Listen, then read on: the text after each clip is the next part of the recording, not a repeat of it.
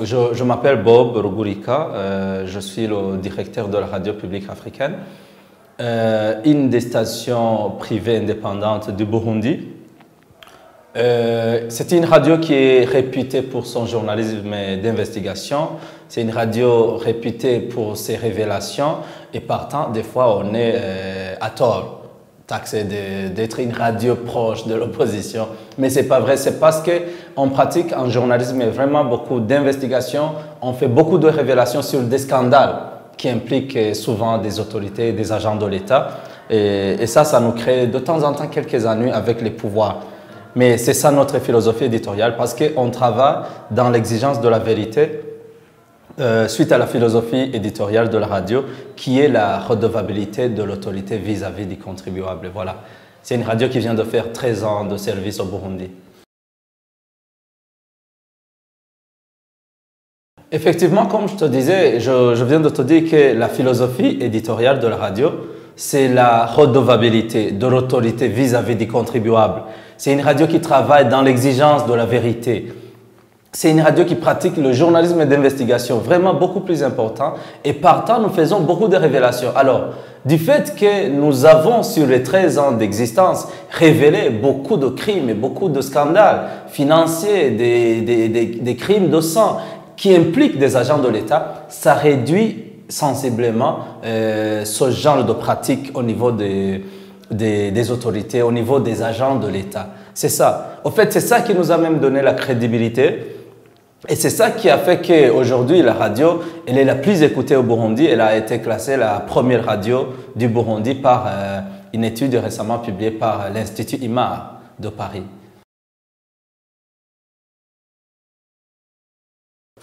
Bon, écoute, c'est un projet, pas de plus comme tel, c'est un bon projet. On a eu écho de ce projet. On a eu à s'entretenir avec les consultants qui travaillent sur le projet. On a eu à être informé sur les objectifs du projet. Ce sont quand même des objectifs louables, nobles, alors qui se marient avec nos objectifs. Alors tout ce qu'on attend, c'est le renforcement de nos capacités, c'est le renforcement de nos moyens, là où ils ne sont pas encore complets. Mais c'est surtout avoir des partenaires qui nous accompagne dans ce processus de démocratisation de ce pays, de notre pays. Alors, j'espère qu'on va pouvoir aboutir à ces objectifs via plusieurs programmes du projet.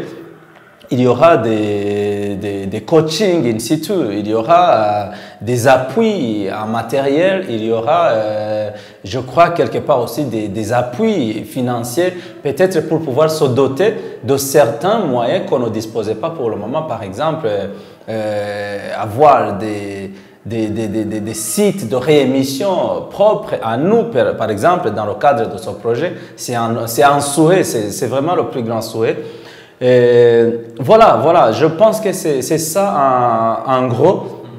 Et je pense que aussi les objectifs vont être redéfinis tout au long des 3 ans, au fur et à mesure que le projet sera en train d'être exécuté. Voilà.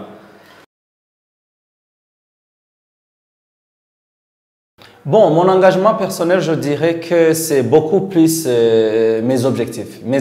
J'ai vraiment un objectif parce qu'aujourd'hui, par exemple, dans l'environnement actuel, je vous parlais tout à l'heure d'une loi, une très mauvaise loi qui a été initiée récemment par le Parlement, adoptée par le président.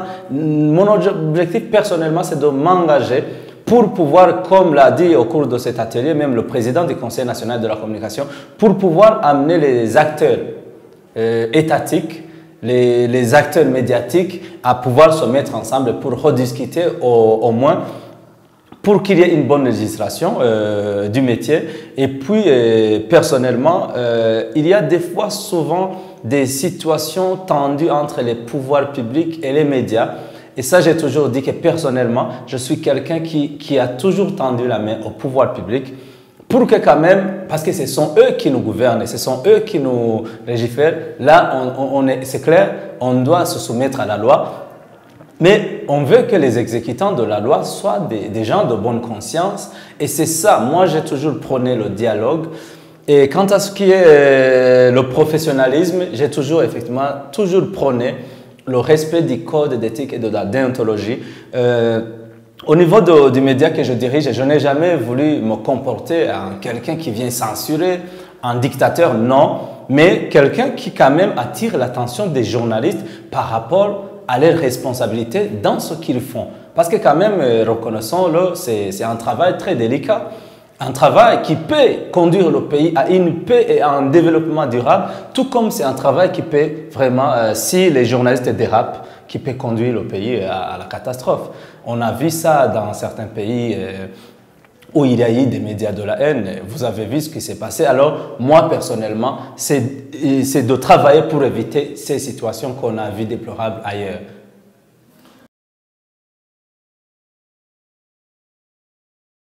Particulièrement pour la RPA, je dois vous dire que j'ai un rêve de voir un jour la RPA devenir vraiment comme une fondation très respectée au pays, respectable, mais aussi qui respecte la loi, les institutions, la République. C'est ça, je veux voir un jour la RPA devenir un partenaire incontournable des institutions de l'État. Et ceci dans l'intérêt du peuple, dans l'intérêt de tout le monde en général. C'est ça vraiment mon rêve. Et j'ai un rêve de voir la RPA exister parce qu'aujourd'hui, tu vois, avec les contraintes financières, il y a un risque de disparition de certaines maisons de presse.